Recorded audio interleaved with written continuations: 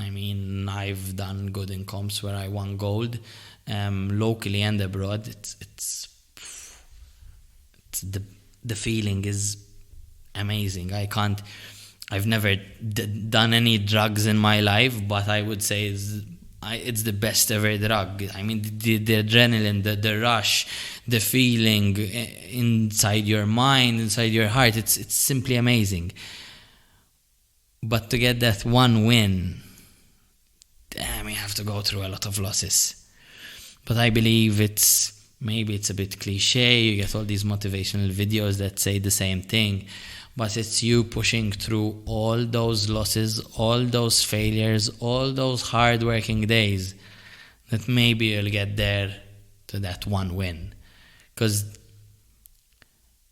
as motivational from all the videos, you might see that it sounds like if you're just gonna stop because you're gonna say, oh, God knows whenever I'll get the win, for sure you're not gonna get it.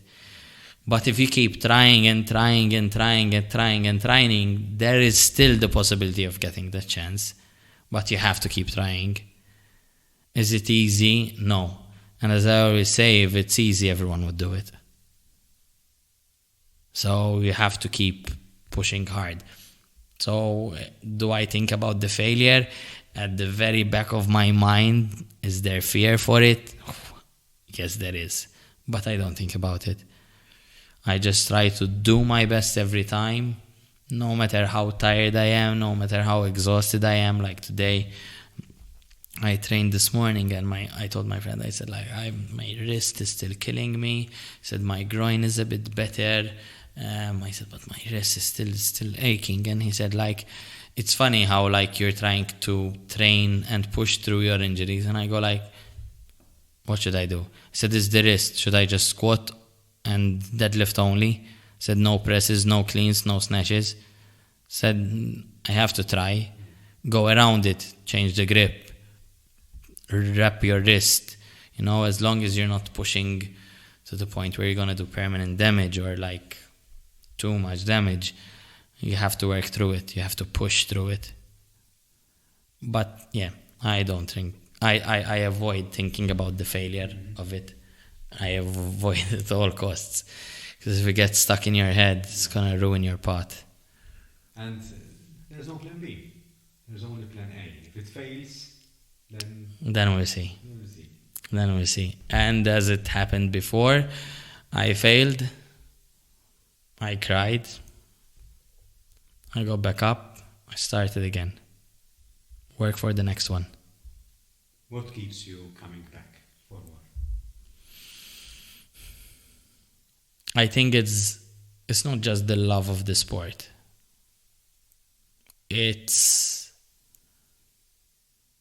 how can I say, it's the love towards myself. You know, I don't want to say I'm not good in anything, but I'm okay in this. You know, I'm no person that's gonna go out there and go like, I'm the best, I'm the number one. No, but I'm okay in it. I do quite well. I enjoy it a lot. So why not? There's so much bad stuff out there. There's so many bad things going on non-stop. It's a good thing, and I wouldn't say I need that person to come up to me and go, I saw your video on Instagram. You're lifting pretty good. How are you doing? Good. Because my answer is going to be always different. Right now I'm not like, I'm hardly ever like happy with my results. I'm always wanting more. I mean, there was one particular competition where I said like, oh my God, this was my best competition. I did like, in this competition, I did like the best I could. But even that competition, I missed one lift.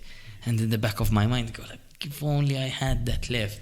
The best result I ever did, but still in the back of my mind, it's just that one lift I missed. And it's something that stays in your mind that keeps you wanting to go for more. And I think it's even a nice mentality to pass down, not just if I ever have kids in the future, but even to just the people around me. I do believe we need to be always a bit hungry for more, especially when it's something like sports. You know, it's not a bad thing. I'm not talking about going out partying. It's about sports. You know, about keeping healthy, about training. You know, it's something amazing. Even the community itself, you know. I mean, the people I train with, I have the same 3 to 4 people I train with. They're like my family. I train with them every day. You know, we message each other. Listen, who's training today? Like, is anyone training today? If I have options of training morning and evening, morning is more comfortable for me, but evening the rest of the group is there. I'm gonna go in the evening. Yeah. Because that sense of community. And it's weightlifting. I wouldn't say it's a lonely sport, but it's a one man sport. It's one man sport. Even though we compete as a team, you're doing something by yourself on the platform. When you're there going through your lift, it's just you and the barbell. That's it. You know, and it's always trying to better yourself. It's always like, as long as you're within the guidelines, meaning I can't just wake up one day and just go put 200 kilos on the bar and I go for a clean and jerk. Of course, this is not gonna happen. I'm not crazy, but there was a saying written once, because I at one time I was stuck with the same weight and I couldn't just try. If my 120 was the best, like, I get to 120 and that's it.